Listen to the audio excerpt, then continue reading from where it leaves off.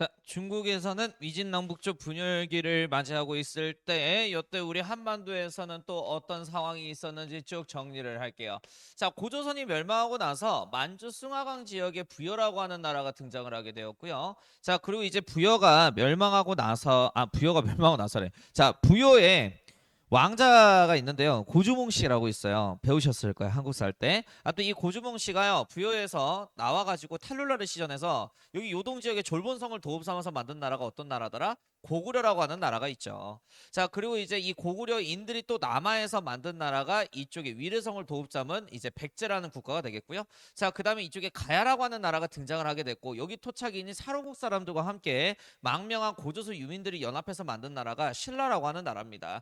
그래서 이 시기를 우리가 무슨 시대라 그러더라? 삼국시대라 불러요. 그래서 삼국시대 역사는 고구려, 백제, 신라 이렇게 순서로 볼 건데 일단은 고구려부터 한번 보도록 하겠습니다. 자, 고구려는 4세기 무렵부터 동사 교과서에서 나와 있어요. 자, 동아시아사 교과서 안에서는 그 왕 이름이 직접적으로 언급은 안 돼 있는데 또 우리가 지금 최근 스낵 트렌드를 보면 그 한국사 내용까지 막 들어가서 좀 지엽적으로 나오는 사료들이 있기 때문에요. 뭐 하나라도 더 아는 게 사료 해석에는 좋잖아. 말이 졸라 길었는데 그냥 지가 공부해요.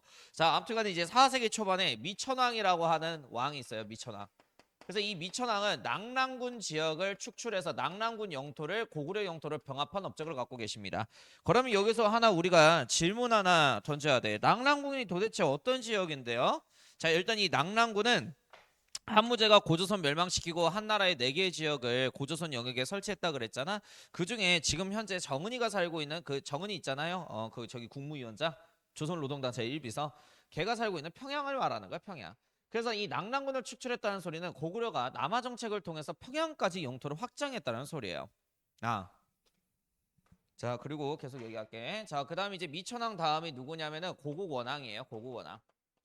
이 고국 원왕 때는 백제가 4세기 무렵의 전성기잖아. 그러면 이 4세기 무렵에 백제 전성기를 이끈 황제가 근초고왕이야. 그래서 이 근초고왕이 북쪽으로 영토를 확장하는 그 과정 안에서 371년 고국 원왕이 지키려고 했었던 이 평양성을 공격을 하는 일이 발생을 하게 됐고요. 이때 당시 이제 귀족들은 평양 지역이 얼마 병합된지도 않은 지역이니까 그냥 버리고 가자라고 주장을 하지만 아버지 미천왕이 남긴 마지막 유산이라고 생각한 우리 고궁원왕 씨는요. 여기서 싸우다가 결국 전사를 당하게 돼요. 자, 그럼 평양성은 함락이 되냐? 함락되지 않았습니다. 이 고궁원왕의 맏아들 고구부태자가 그 다음 부위에 오르게 되니 이 사람이 소수리왕인데 이 사람이 평양성 지켜냈어요. 자, 일단 이 소수리왕은 아버지에 대한 복수를 하기 전에 앞서서 왕권과 내치 정비부터 다 하고 복수를 추후에 미뤄서 하자라는 이제 생각이 있었던 황제였다. 그래서 이 소수리왕은 중국에서 공자가 만든 유학이라고 하는 학문을 갖고 와서요. 이거를 이제 귀족 자제들에게 가르치기 위해서 태학이라고 하는 중앙 유학 교육기관 하나를 372년에 창설하게 됩니다. 유학은 왕권 강화에 도움이 돼요. 군군 신신 부부자라고 임금은 임금 자리에서 임금 역할을 하면 되고 신하는 신하 자리에서 신하 역할을 하면 되고 아비는 아비 자리에서 아비 역할을 하면 되고 자식은 자식 위치에서 자식 역할을 하면 된다. 이런 거를 강조하는 거거든. 즉 이 말인즉슨 신하가 힘이 있다 세다 해서 임금의 힘과 임금의 자리를 탐하면 된다 안 된다? 안 된다. 이런 학문을 갖고 와서 귀족 자제들한테 가스라이팅 시키면 왕권 강화가 되잖아. 그 목적으로 만든 중앙학교 이름이 태학이고요. 자, 그리고 이제 372년에 불교라고 하는 종교가 전진이라고 하는 오 16국 중에 하나인 그 전진이라는 나라가 있는데 그 전진의 왕 부견이 순도를 선물로 보내줘요. 그래서 이제 전진의 승려 순도에 의해서 불교가 고구려에 처음 들어와서 내치 정비에 도움이 된다고 생각해서 공식 인정 합법화됐다 이렇게 보시면 될 것 같아. 자, 그리고 이제 중국의 체계적인 고대 법 체제를 우리가 율령제도라 그러는데요. 어차피 뒤에서 율령 체제에 관련된 주제가 있으니까 거기서 진짜 자세하게 배울 거야. 그냥 이건 중국법이라고 생각하면 돼. 그래서 이 율령을 수용하고 백성들한테 앞으로 이게 고구려의 법인이 지키도록 하여라 반포한 업적을 갖고 있습니다. 자, 이렇게 해서 소수리망 때 내치 정비와 왕권화가 어느 정도 다 이루어지니까 자, 소수리망 다음 왕이 4세기 후반에 광개토 태왕 때 영토를 크게 확장할 수가 있게 된 거죠. 자, 그래서 이 광개토 태왕은 땅을 넓게 넓혀서 광개토 태왕인데요.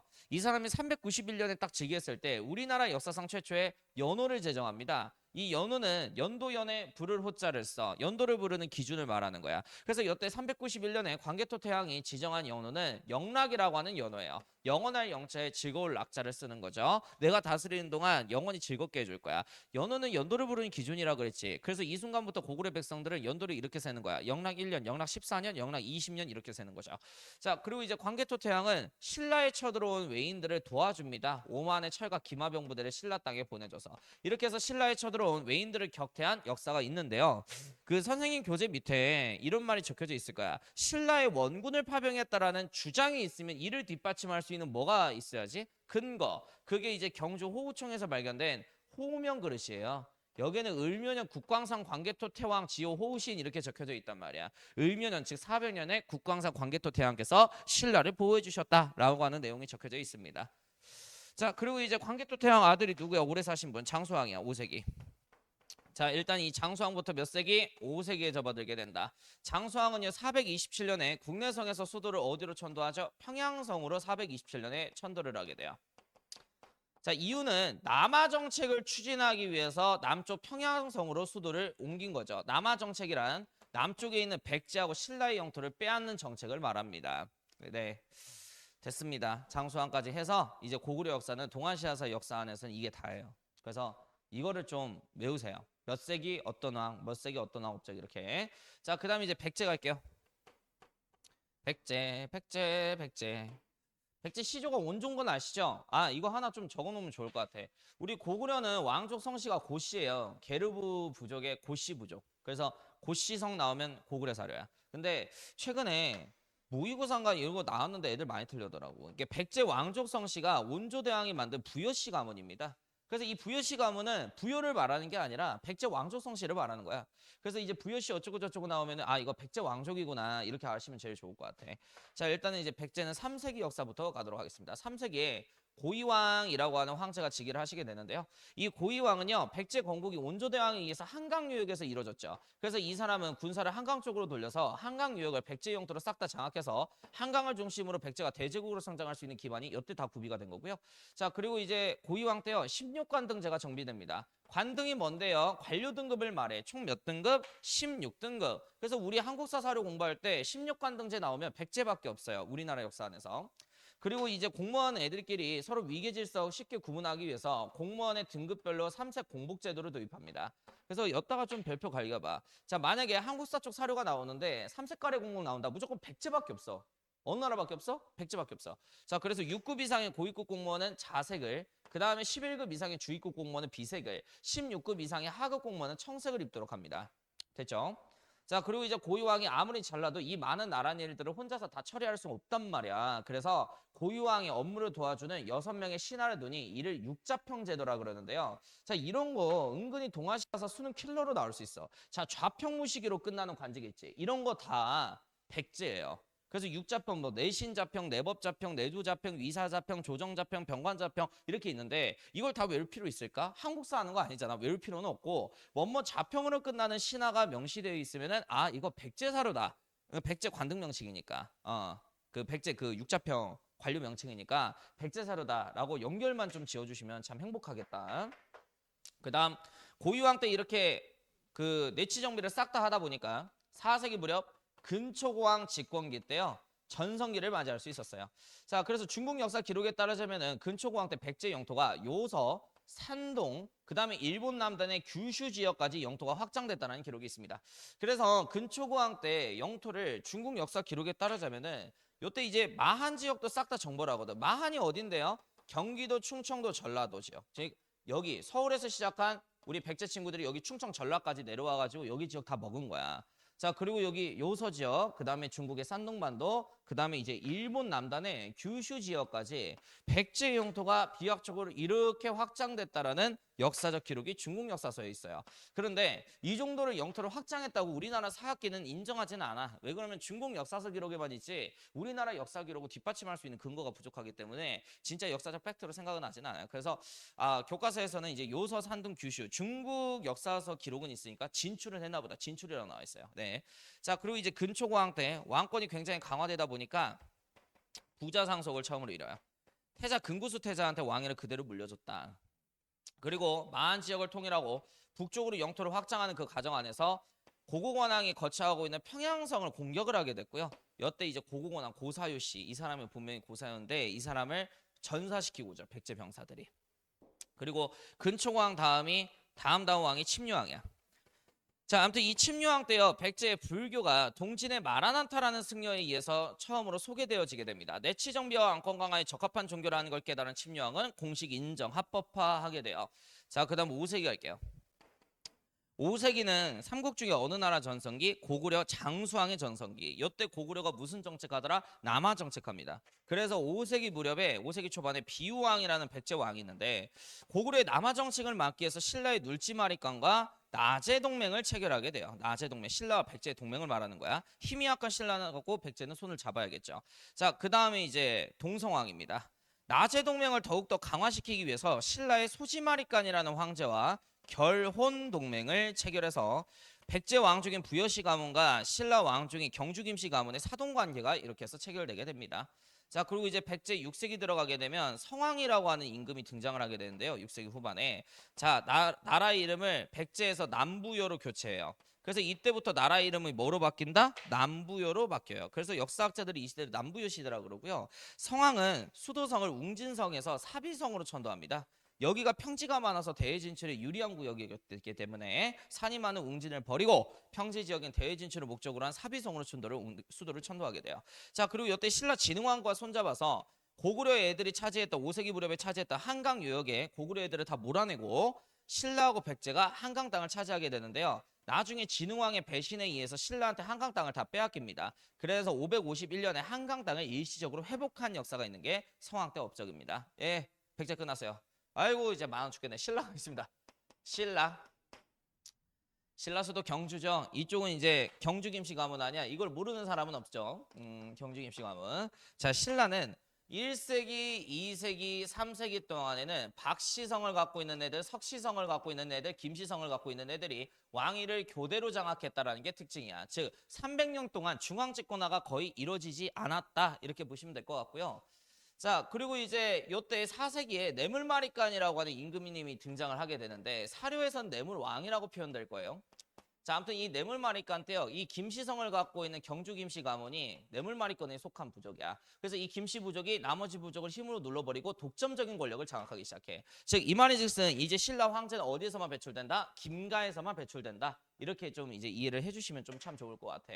자, 그러다 보니까 이때부터 대수장, 대군장이라는 의미의 마리간이라고 하는 칭호가 처음 사용되게 된 거예요. 자, 그리고 이때 갑자기 외인들이 쳐들어오게 되자 외인들의 공격을 막기 위해서 고구려 광개토태왕에게 도움을 요청하는 서신을 보내게 됐고요. 이때 이제 고구려의 원군을 받아서 외인들을 소탕한 역사가 있죠. 이 증거가 되는 게 뭐라고? 경주에서 발견된 호명 그릇이라는 유물이에요. 5세기는 뭐 나제 동맹하고 결혼 동맹밖에 없으니까 그냥 넘어갈 거고 6세기 갈게. 6세기에 지중왕이 등장해. 이 지중왕 때부터 마리간이라고 하는 칭호를 버리고 중국식 지도자 명칭인 왕이라고 하는 칭호를 처음 사용합니다. 지중왕이라고 써야 되는데 지중왕 때부터 뭐 사용했다고? 왕칭호 사용. 그리고 원래 신라의 나라의 이름이 사로국이에요. 근데 새롭게 천하를 망라한다는 뜻에서 새로울 신 금을 나자에서 신라로 국호를 변경해요. 자, 그 다음에 이제 지중왕 다음이 버풍왕이야. 버풍왕. 자, 일단 이 버풍왕은 법을 흥하게 만들어서 버풍왕이야. 그러니까 중국의 체계적인 법률을 뭘 수용했다? 율령을 수용하고 백성들한테 앞으로 이게 신라법인 잘 지키도록 하여라 법체제를 반포한 업적 갖고 있습니다. 자, 그리고 이제 버풍왕 때요. 불교라고 하는 종교가요. 공인이 돼요. 사실 이 불교는 5세기 눌지마리간 시절에 고구려 승려 무코자에 의해서 처음 들어왔다, 신라에. 근데 신라 사람들이 종교관 자체가 폐쇄적이야. 그러니까 외래 문화, 종교 다 사탄마귀 이단이라고 본다고. 그래서 처음에는 배척해서 합법화되지 못하다가 여태 이차돈이라고 하는 귀족의 순교에 의해서 합법화됩니다. 이차돈의 대가리를 탁 자르니까 거기에서 파스텔로 흰피가 픽 나왔고 꽃비가 휘날리면서 막 천지가 개벽할 정도의 지진이 났대요. 그래서 그 광경을 보던 모든 사람들은 그때부터 부처를 따르기 시작했대. 그래서 불교가 아무튼 이때 합법화된 거야. 자, 그다음에 이제 진흥왕. 진흥왕 때는 전성기겠죠. 항상 한강 차지하면 전성기야. 한강 유역부터 함경도 영토까지 영토가 비약적으로 성장한 게 진흥왕 때입니다. 자, 여기까지 해서 한반도 역사 끝났어요. 아우 진짜 양 개 많아. 자, 그다음에 이제 일본 갈게요. 이 당시에 일본이에요. 이런 역사가 한반도에서 벌어지고 있을 때 일본의 역사가 하겠습니다. 자, 일단은 일본의 연합 호족 정권을 만든 게 도웨인 세력입니다. 선생님, 도웨인이 뭔데요? 자, 여기 4세기 무렵에 한반도하고 중국 땅에서 살고 있는 애들이 선진 문화를 갖고 일본 열도로 이사 오거든. 이 친구들을 도웨인 세력이라고 얘기해요. 다른 말로 도레인.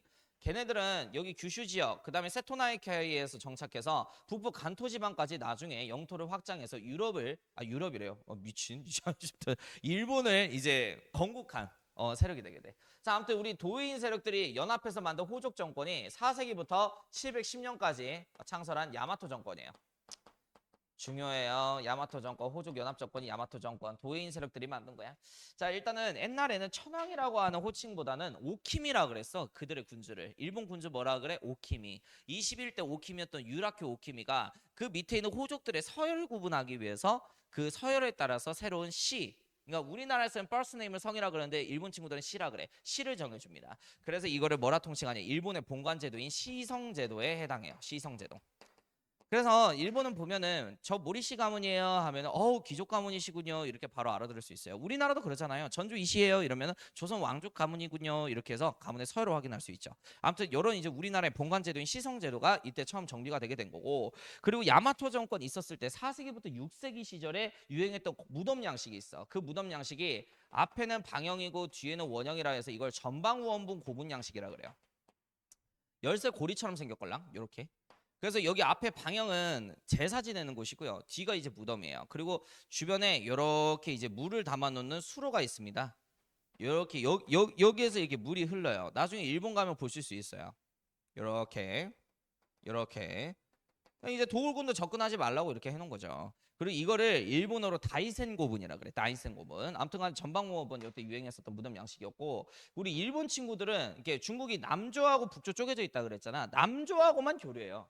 그러니까 지리적으로 가까이 있어서 그렇지만 그 이유도 있겠지만 밀려 내려오긴 했어도 한족들이 세운 이 남조가 진짜 중국 정부라는 인식 때문에 남조하고만 교류해. 남조.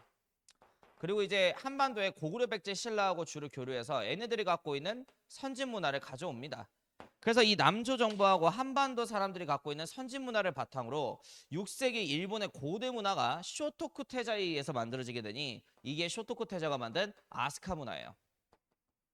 그래서 6세기부터 고대 문화 시대 아스카 시대라고 이렇게 얘기를 한답니다. 이거 만든 사람이 누구다? 쇼토쿠 태자다. 쇼토쿠 태자. 자, 한자로 성덕 태자라고도 하는데요. 쇼토쿠 태자 잘 알아놓으세요. 자, 그리고 이제 나중에 중국의 통일왕조인 당이라고 하는 제국이 등장해요. 618년에. 그래서 당나라한테 선진문화 배워오자 견당사가 가요. 630년부터 894년까지. 연도 안 외워도 되겠죠? 아니야. 외워야 돼. 그러니까 그 수능 동사 하는 애들은 다 외워서 가. 자, 아무튼 간에 630년부터 894년까지 총 8차례 당나라의 선진 문화를 배우기 위해서 투입된 게 견당사 일원들입니다. 근데 얘네들이 당나라 가니까 일본하고 너무 다르더라고. 일본은 지방 분권 사회라 나라 발전이 느려요. 뱃사공들이 너무 많은 거야. 지방 분권은 지방에 있는 영주들이 이제 권력을 나눠 먹어가지고 호족들이 그 지방에 있는 다수 호족들이 나를 이끌어. 이러다 보니까 뱃사공이 많으니까 정치가 산으로 가. 발전이 느려. 근데 중국은 당나라의 황제를 중심으로 체계적인 행정체제도 있고 중앙 집권 정부가 딱 구비돼 있더라고. 그래서 우리 일본도 당나라하고 똑같이 중앙 집권 정부를 만들어야 돼요. 이렇게 해서 견당사 일원들이 소가시라고 하는 기득권과 싸워서 이겨가지고 개혁을 하게 되니 소가시 정권을 타도하고 일으킨 개혁을 다이카게신 개혁이라고 얘기를 한답니다. 그래서 이 다이카게신 개혁은 645년에 있었고요.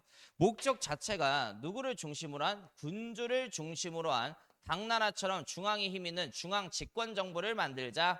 이게 다이카게신의 목적이다. 이렇게 정리를 하시면 될 것 같아. 자, 그럼 우리가 한번 생각을 해보자고. 생각을. 항상 이제 논리 구조를 잡으면 암기가 빨라져요.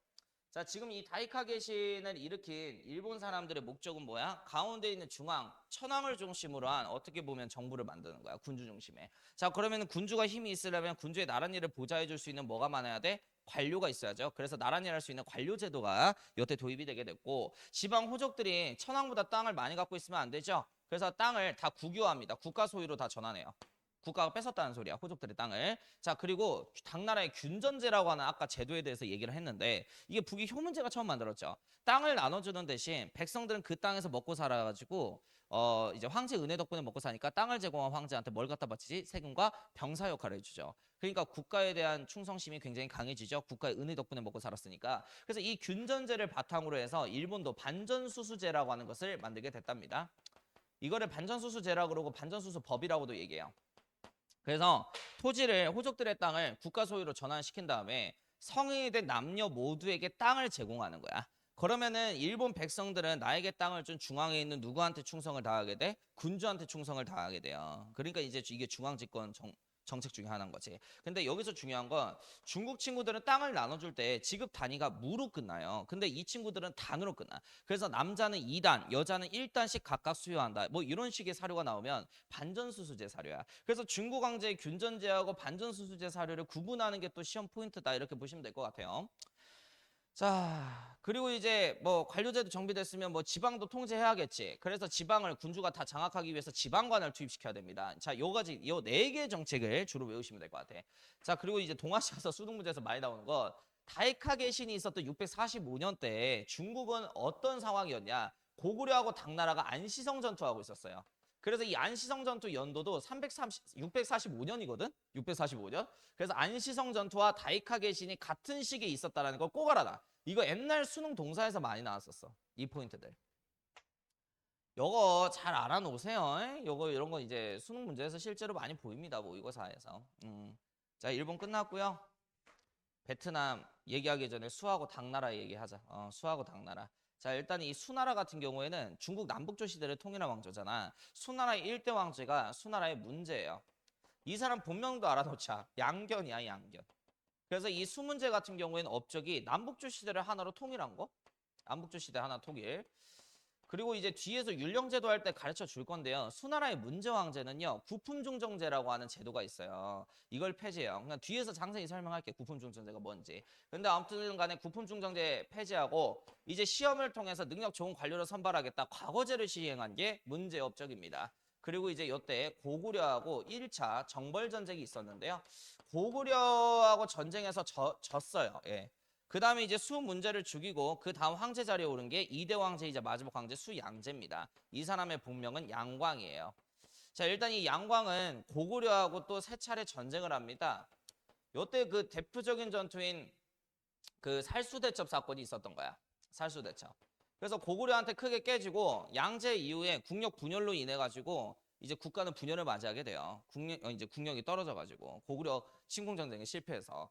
자, 그리고 나서 이제 이 분열된 수의 영토를 다시 재통일한 나라가 바로 당나라가 되겠고요. 당나라에서 한 명 외우면 됩니다. 당태종 이세민 외우시면 되겠습니다. 그리고 이 당태종 이세민이 우리나라 고구려에 쳐들어왔고 안시성 전투에서 깨져서 돌아갔다라는 점. 그래서 이 당태종 이세민이 우리나라 고구려에 쳐들어왔는데 양만춘 장군이 지키고 있는 어떤 전투에서 깨지고 돌아갔다? 안시성 전투에서 깨지고 돌아갔다. 그래서 이게 645년에 있었던 전투였거든요. 당태종 이세민이 고구려 양만춘한테 깨진 전투. 이 안시성 전투하고 다이카게 신은 같은 해에 있었던 사건이라는 거 꼭 외워두세요. 이게 시험 포인트입니다. 아유, 계속 말하니까 이제 목이 타 죽겠네 그냥.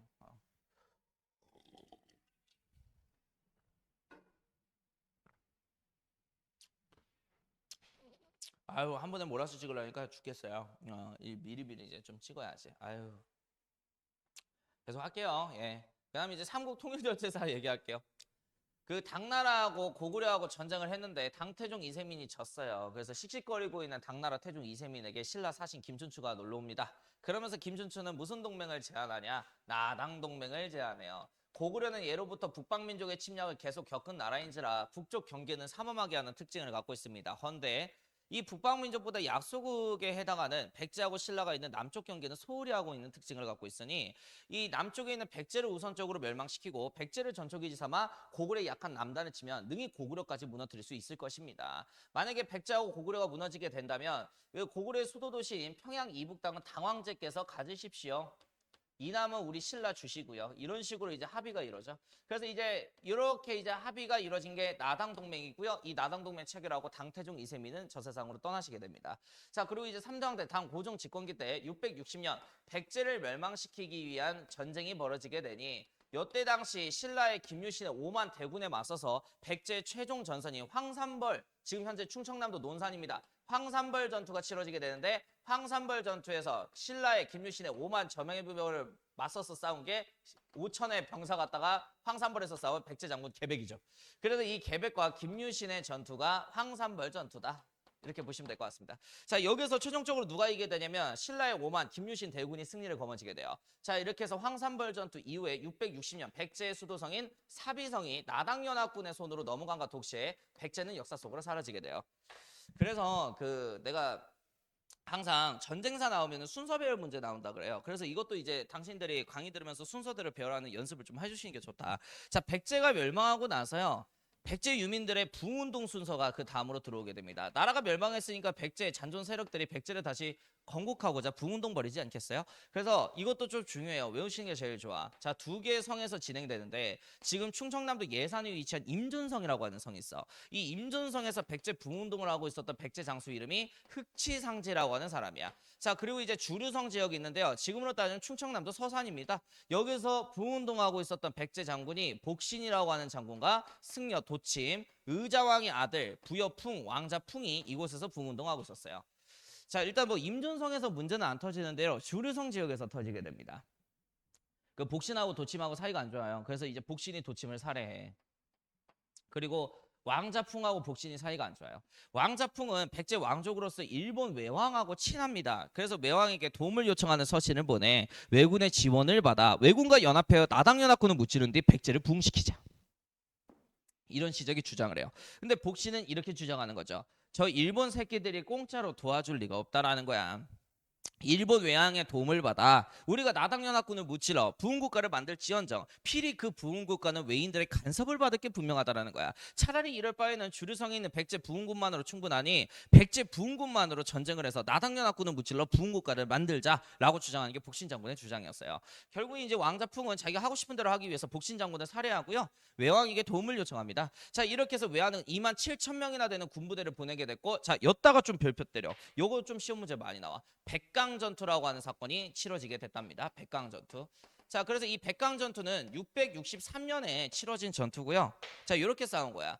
주류성에서 활동하는 백제 부흥운동군 플러스 왜군 2만 7천 명이 연합해서 백제 땅에서 백제를 부흥시키고자 어떤 연합군하고 싸운 전투다? 나당연합군하고 싸운 전투가 백강전투예요. 지금 보시면 백제인들, 신라인들, 우리 한반도 민족 들어가 있고요. 일본, 중국 다 껴있죠. 그래서 이게 왜 중요하냐면 우리 동아시아 지역에서 최초로 벌어진 최초의 국제전의 성격을 띠고 있기 때문에 굉장히 시험 문제 잘 나오는 거야. 백강전투.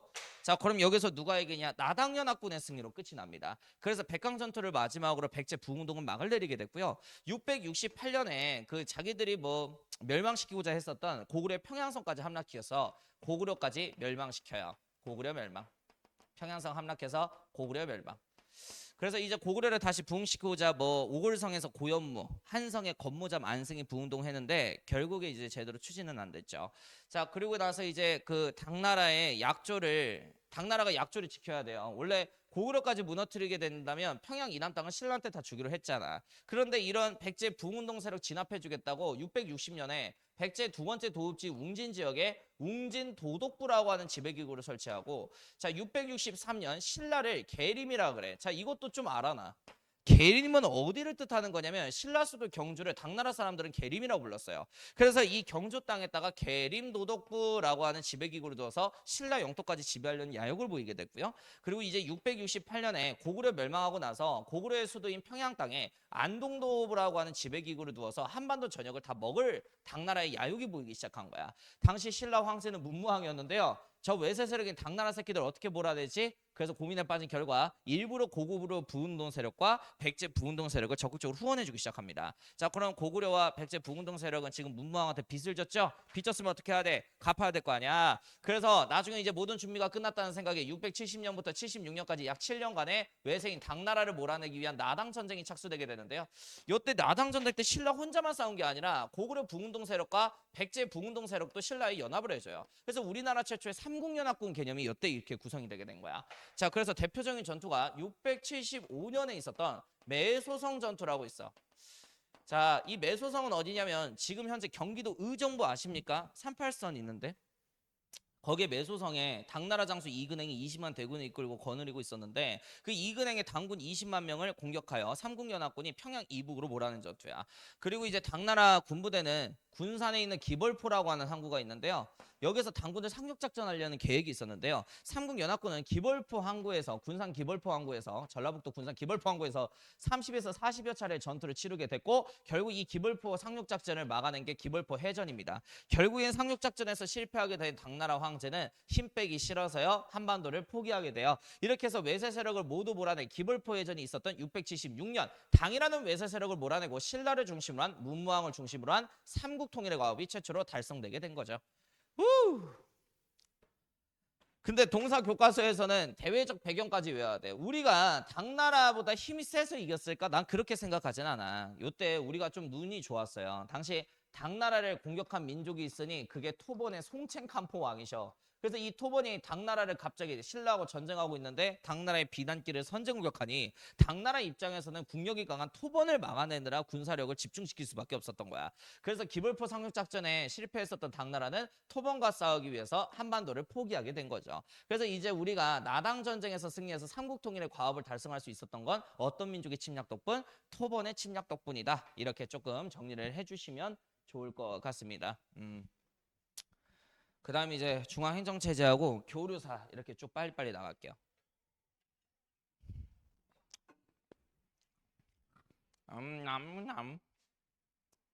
각 나라의 중앙행정체제 얘기할 거야. 중앙행정체제.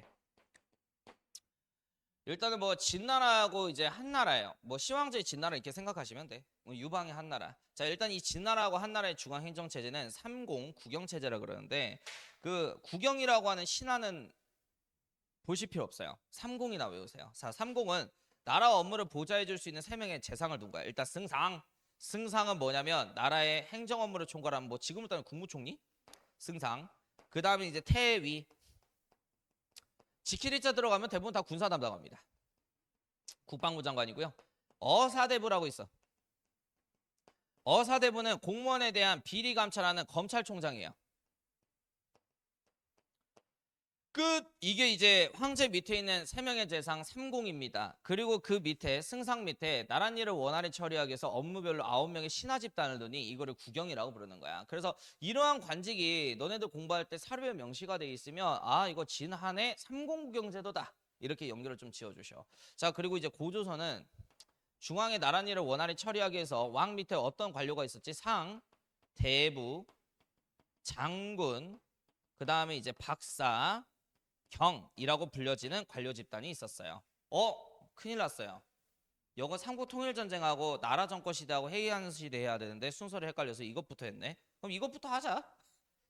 이것부터 하자. 자, 그리고 이제 그 조금 제 거 교재로 보는 사람들 좀 순서 혼동줘서 미안한데요. 이것부터 합시다. 그냥 이거 한 김에. 자, 그리고 이제 흉노 같은 경우에는 넓은 영토를 혼자서 다스리기 힘드니까 좌현왕과 우현왕이라고 하는 직책을 각각 두고요. 왼쪽 땅은 좌현왕이 다스리게 하고 우현왕이라는 관직을 갖고 있는 애는 오른쪽 땅 다스리게 하고 가운데 땅은 누가 다스린다? 흉노의 리더인 선우가 다스리는 체제죠. 자, 그리고 이제 지방행정 정리할게요. 지방행정. 자, 일단 이 지방행정 체제는 그 주나라 시대부터 보자면 자, 가족들을 왕실의 우타리로 만드는 간접 통치 체제인 봉건제입니다. 각 지역을 땅을 분봉해서 각 지역의 왕으로서 자식들을 임명해서 자식들한테 대리 통치를 맡기는 거죠. 그래서 이 봉건제는 무슨 통치에 해당한다? 간접 지배 체제에 해당해요. 자, 그리고 이제 나중에 진나라 들어가게 되면 직접 통치 체제가 등장하게 되는데 이사의 권위에 의해서 전국 각지에서 이제 군현제가 본격적으로 실시되죠. 군현제란 지방을 군과 현이라는 이름으로 나눈 뒤 거기에 황제가 파견된 지방관을 통해서 황제의 명령을 통해 지방관을 매개로 황제의 명령을 통해 지방 말단까지 다스리는 직접 통치 체제입니다. 자, 그 다음에 이제 한나라로 넘어갈게요. 한나라의 건국자 고조 유방 때는 지방 제후들의 힘이 너무 강하니까 중앙은 군현제로 다스리되 지방은 한 나라로 인정해주는 간접 통치체제 봉건제로 다스리는 군국제 체제였죠. 그런데 나중에 추후에 한 무제가 즉위하고 나서 지방 제후들의 힘이 약화됐죠. 그러니까 전국을 뭐로 다스렸다? 군현제 지배체제로 다스렸다. 이렇게 정리하시면 깔쌈. 죄송한데요. 그 앞쪽으로 다시 돌아갈게요. 자, 이렇게 우리나라가 삼국통일하고 나서요. 당나라는 당을 중심으로 한 조공 책봉관계 질서 만들어가지고요. 이때 당시에 최강 국가로 자리매김하게 되고요. 자기를 중심으로 한 조공 책봉관계, 구신관계 그 질서를 만들어 가지고 당시 동아시아 국제 질서의 패권을 장악한 게 당나라였습니다. 당나라. 좀 화면 좀 돌릴게요. 아유 힘들어. 물 좀 마시자. 그리고 이제 신라를 중심으로 삼국통일한 이래로 698년에 대조영이 북만주에다가 여기 만주 지역에 이제 그 동무산을 도읍 삼아서 발해라고 하는 나라를 만주 지역에서 건국을 하게 되고요. 그 다음에 이제 밑쪽에는 통일신라가 있으니 이 시기를 무슨 시대라 그런다? 남쪽과 북쪽의 각각 국가에 따라서 남북국 시대라 그래요. 그래서 우리나라의 통일신라와 발해 그리고 중국엔 당이라는 제국이 있었을 때 일본은 어떤 상황이었냐? 이게 시험 포인트야. 710년부터 794년까지 여태 수도가 나라현 지역이라 나라시대라고 통칭을 해요. 그래서 이 나라시대 때 수도 도시가 특히나 잘 나와. 동아시아사 수능 문제에서. 이 수도는 나라현에 위치한 헤이조쿄 도시입니다. 헤이조쿄. 헤이조쿄. 그래서 문제가 어떻게 나오냐면 자 지도가 딱 나와요. 그리고 여기 나라현의 헤이조쿄를 이렇게 가리킬 거야. 헤이조쿄가 도읍이라고 합니다. 이 시기에 동아시아에서 볼 수 있는 모습으로 옳은 것은 냐면 북쪽에 발해 있었어. 뭐 이런 식으로 나오는 거야. 됐죠? 자, 아무튼간에 이 나라 시대 때요 중앙의 힘이 굉장히 강해져요. 그래서 이제 얘네들의 지배자 명칭을 천황이라고 이제 표현하기 시작하고요. 천왕이 아니라 천황. 얘네들대로 얘기해야 되고 8세기 무렵부터 나라를 공식적으로 일본이라고 하는 국호로 부르기 시작합니다. 그래서 일본이라고 불려진 거는 나라시대 정권 이후에요. 됐죠? 자, 그리고 이제 또 하나 더. 자, 당나라의 선진 문화를 배우기 위해서 끊임없이 견당사를 파견을 하기 시작하고요. 통일신라한테도 뭔가 배울 게 있을 거 아니야. 견신라사라고 하는 사절단을 파견하게 됩니다. 이 견자가 볼견자겠죠? 자, 그리고 이제 헤이조쿄 도시를 나라시대 때 건축을 해서 이쪽을 이제 수도 도시로 잡고요. 헤이조쿄 옆에 교토현의 헤이안쿄라고 하는 도시도 이때 증축이 됐답니다. 자, 그리고 나서 이제 794년 들어가게 되면 교토현에 있는 헤이안쿄로 이사를 가게 되는데 이 시기를 헤이안쿄가 수도였던 시대라고 해서 헤이안 시대라고 얘기를 해요. 자, 일단 나라 시대하고 헤이안 시대의 가장 결정적인 차이는 뭐냐면 나라 시대는 중앙에 천황의 힘이 굉장히 세요. 천황과 귀족의 힘이. 근데 헤이안 시대 때는 중앙에 있는 천황의 힘보다 지방에 있는 호족들의 힘이 더 강했던 사회입니다. 그래서 지방 분권 사회로 접어들었다. 이렇게 보시면 될 것 같고 당나라가 이때 당시 거의 멸망 직전이었단 말이야. 그래서 부패한 당나라한테 더 이상 배울 것이 없다. 그래서 894년에 당나라의 선진 문화를 수용하기 위해서 파견되는 사절단인 경단사 파견이 이때 중지가 되게 돼요.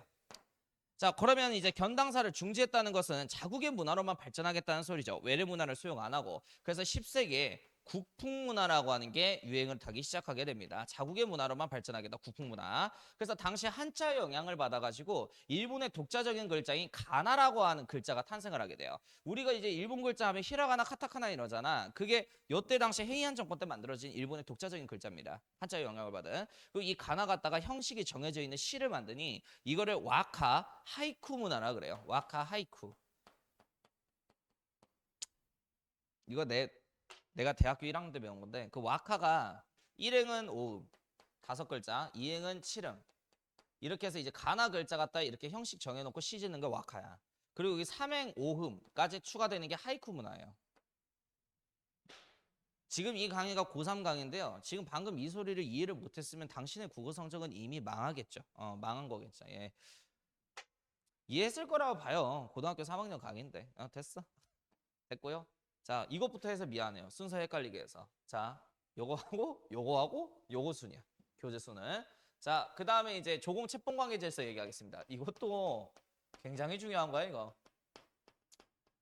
일단 이 책봉이라고 하는 거는 어떤 특정 국가가 특정 국가를 신화 국가로 임명하는 행위를 말하죠. 그리고 이제 그 국가의 신화이자 자식 국가가 됐으면 매년 특산품 갖다 바쳐주는 무슨 행위를 해야 된다? 조공 행위를 해서 임금 국가 때 충성심을 보이는 거죠. 자, 일단 이 조공 책봉 관계 질서가 처음 만들어진 거는 주나라의 봉건제 덕분에 처음 만들어지게 됩니다. 주나라의 천자는 넓은 중국 땅을 혼자서 다스리긴 역부족이야. 그래서 각 아들들을 각 지역의 왕으로서 뭐 해주는 거지? 책봉해주죠. 그리고 이제 책봉받은 자식 국가들은 황제한테 뭐 해야 돼? 천자한테 조공 갖다 바쳐야 돼. 매년 특산품 갖다 바쳐주면서 아빠 안녕? 인사하러 가면서 충성심을 보이는 거죠. 조공 안 갖다 바치면 제국들 동원해서 그 제국국가 멸망시켜요. 아무튼 이 조공 책봉관계 질서가 이렇게 해서 만들어지게 됐답니다. 근데 이게 한나라 시대 때 화이관이라고 하는 세계관이 만들어지게 되거든. 중화민족 한족 말고 나머지 다 오랑캐기, 오랑캐 새끼들 이렇게 바라보는 거야. 자, 요게 이제 조금 채뽕강의 질서하고 섞인 게 한나라예요. 됐지? 자, 그래서 일단 어떻게 보게 되냐면 한나라는 뭐 예를 들어서 점령이 가능한 지역 같아요. 그러면은 점령을 한 다음에 자기의 영토로 다스려요. 9년제로 다스려요. 직접 지배 영토로.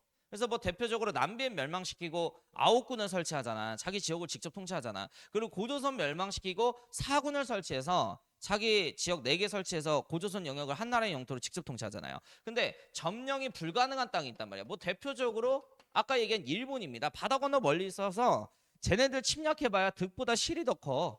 그러니까 일본 같은 경우에는 봉건제로 통치를 해요.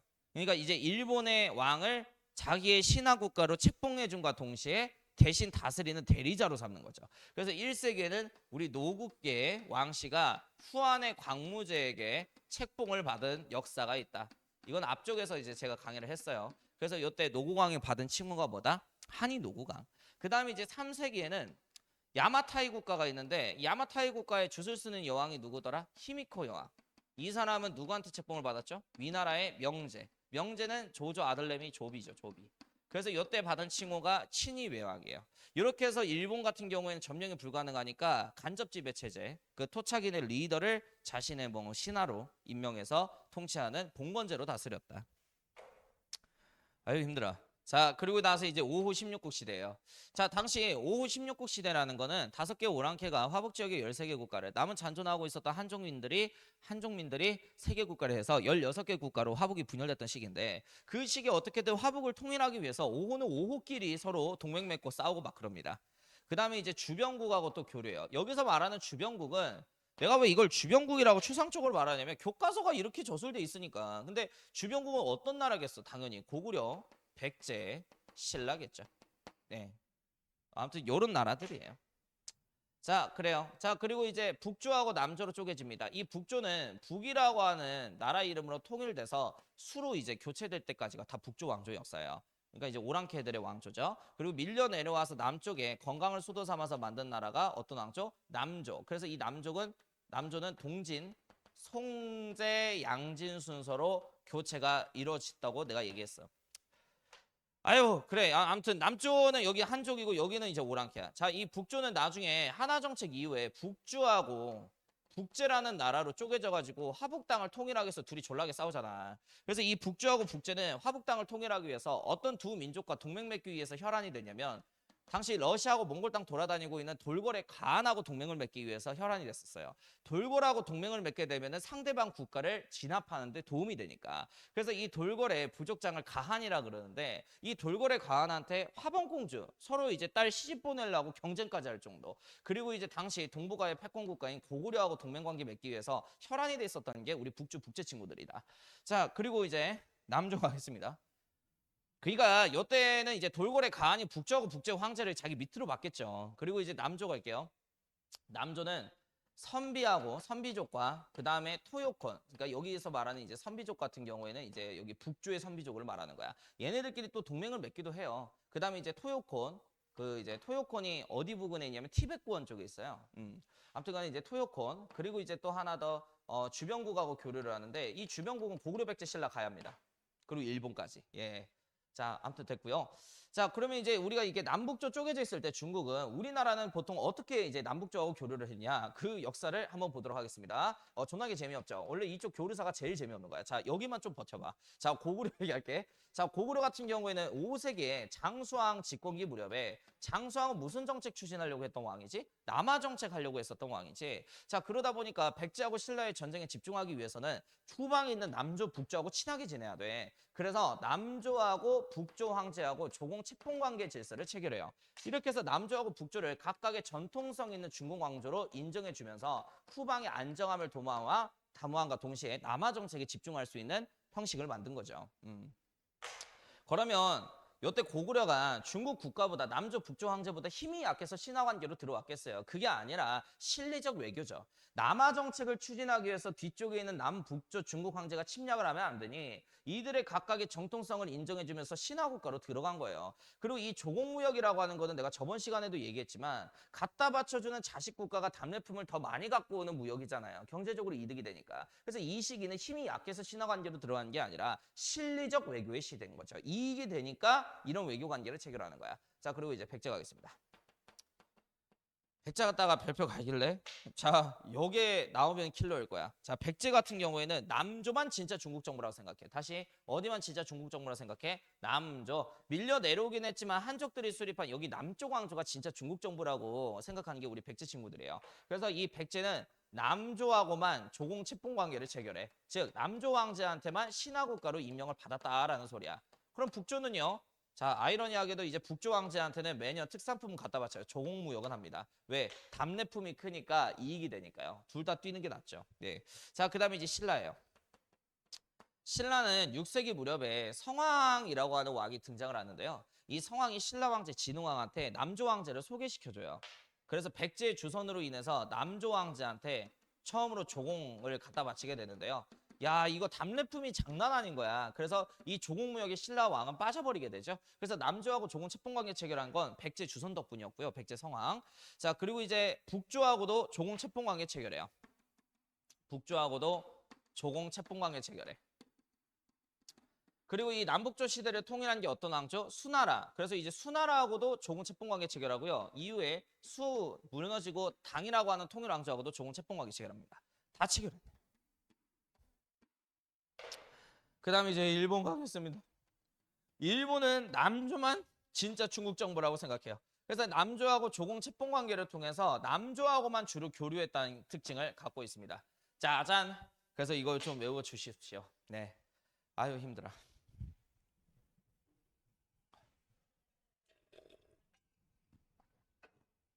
그래도 교류사는 다 끝내야죠. 잠깐만요.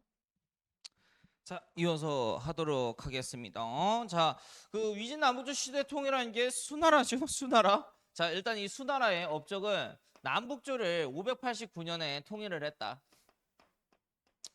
그리고 587년에 시험을 통해서 능력 좋은 공무원을 선발하는 과거제 시험 제도를 처음 시행한 거고요. 수나라 때 그 이제 중국의 남쪽을 강남이라 그러잖아. 그래서 여기가 이제 남북조 시대 때부터 강남 지역이 개발됐다 그랬죠. 농업 생산량이 많아요. 그래서 강남 지역에서 생산된 농업 생산량을 수나라에서도 대운까지 끌어오기 위해서 대운하라고 하는 인공 수로를 판 업적이 있습니다. 그리고 이제 수나라가 초창기 건국됐을 때 여기 몽골 땅에 살고 있는 돌궐족이 쳐들어오면 돼? 안 돼? 안 돼. 그래서 이 돌궐한테 화번공주를 파견한 역사도 있습니다. 무슨 공주? 화번공주. 즉 화친을 위해서 공납되어지는 공주를 뭐라 그런다? 화번공주. 예, 돌궐에게 화번공주 보냈다.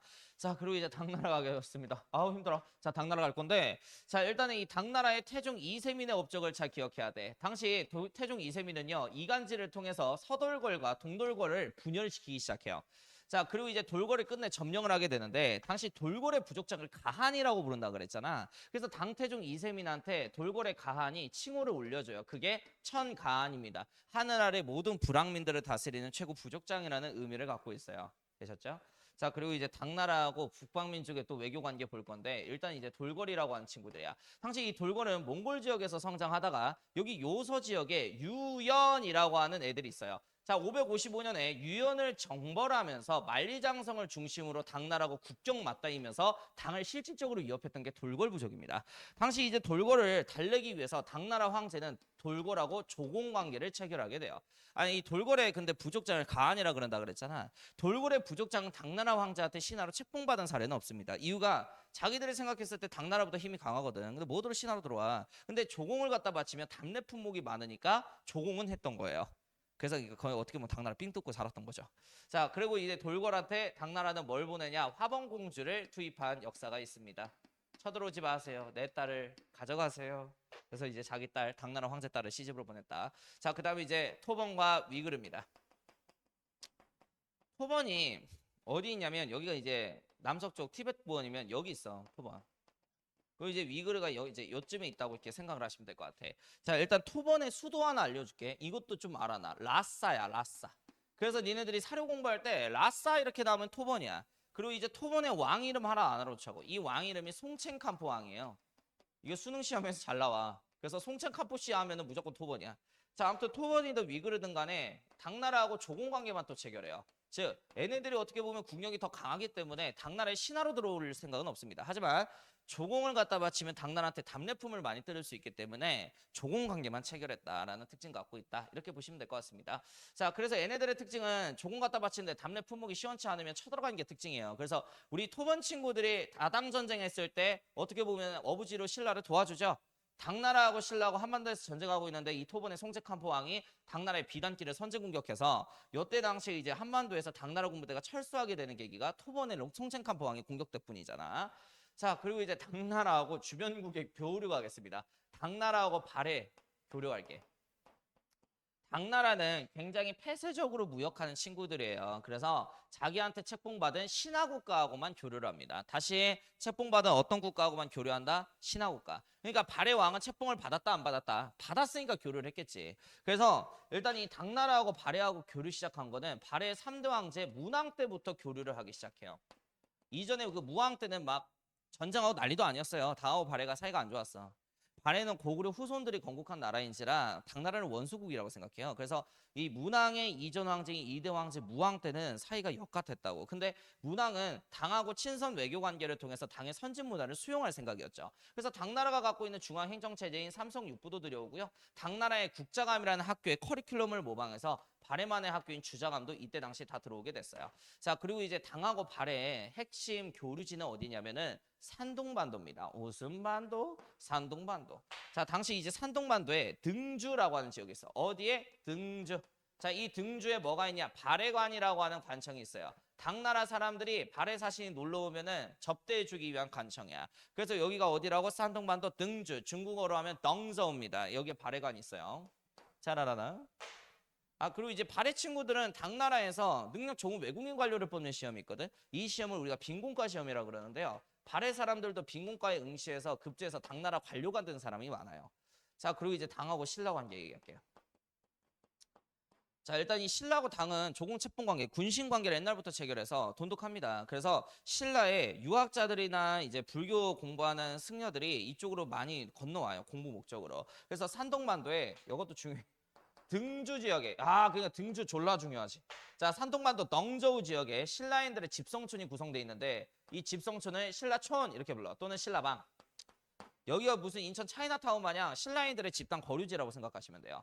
그럼 여기서 살고 있는 신라인들을 관리 감독할 수 있는 동사무소 자치기구는 있어야지. 여기를 다스리는 자치기구를 신라소라고 불러요. 그리고 신라인들의 종교는 먹미, 불교. 그래서 얘네들이 이제 종교 활동할 수 있는 사찰 신라원이 있고요. 그리고 이제 법화원이라고 하는 절이 있는데요. 여기다 별표 좀 치세요.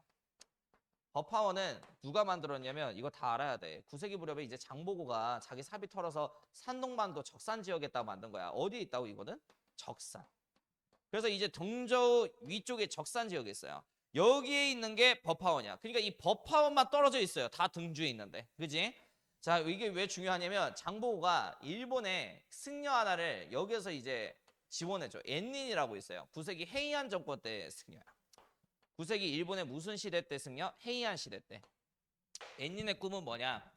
당나라 가서 불경을 공부하고 있는 게 꿈이야. 근데 이때 연안에 해적놈들이 졸라게 많아요.